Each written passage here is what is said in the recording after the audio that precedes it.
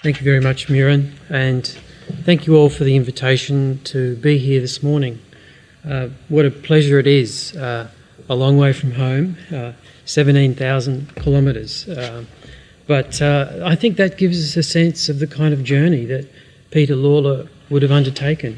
And imagine doing that in the 19th century, when the journey took 2 to 3 months, when there was great uncertainty about what one might find at the other end. But my task here is to respond to Michael's wonderful overview of Peter Lalor's life, and times indeed. And I see that Michael has not only considered some of the individual attributes of Peter Lalor, but also his historical context. And I think Michael's in quite a unique position to be able to explore and understand his life in a very much a global way.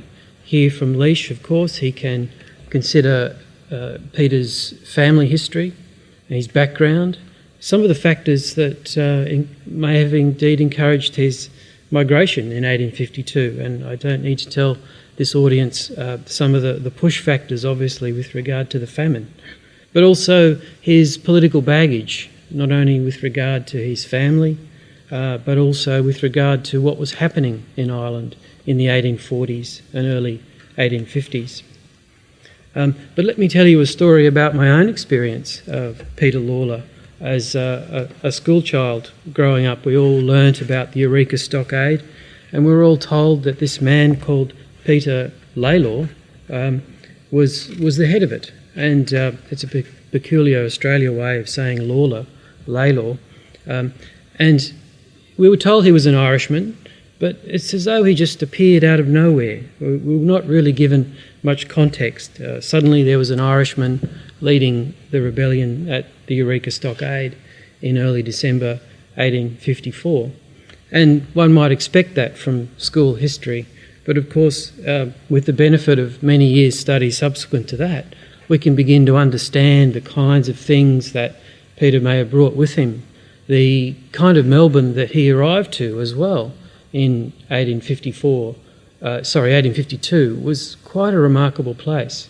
The first diggers began arriving in August 1852, and he arrived in October 1852. And in those 3 months, 14,000 diggers arrived in Melbourne.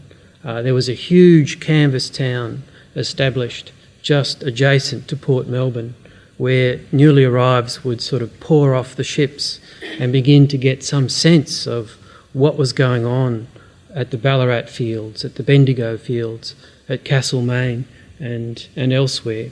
If they were lucky, they could avoid the touts that were charging exorbitant rates to take their material up into the centre of the city. They could charge up to a couple of pounds just for the 10-mile journey.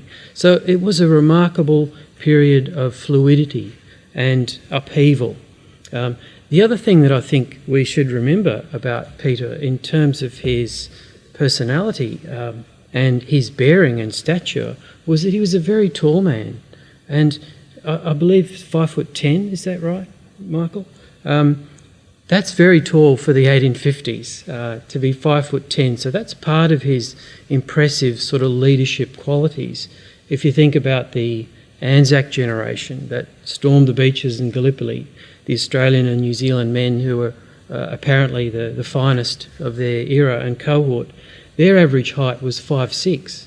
So we can really see that in the 1850s, Peter Lalor was a tall man, an imposing man, and I'm sure you might say I was probably born in the wrong century. If the average height of the Anzacs was 5'6" in 1915, then I probably would have been an average Anzac. But we can also see too how in the colonies, in the colonial scenario, Peter and many other Irish immigrant activists are working out the issues of Ireland in the 19th century. They're working through a number of great issues, self-government and autonomy. They're working through issues of land and access to land, and also eventually in the Australian context, they work through the question of state acceptance and state aid for Catholicism and Catholic education.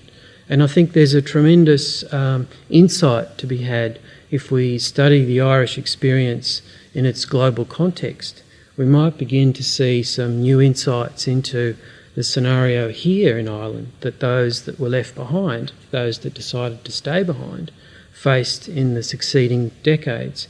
So as Michael outlined, we had a white male suffrage from 1856, 1857, which is a remarkable achievement in global terms.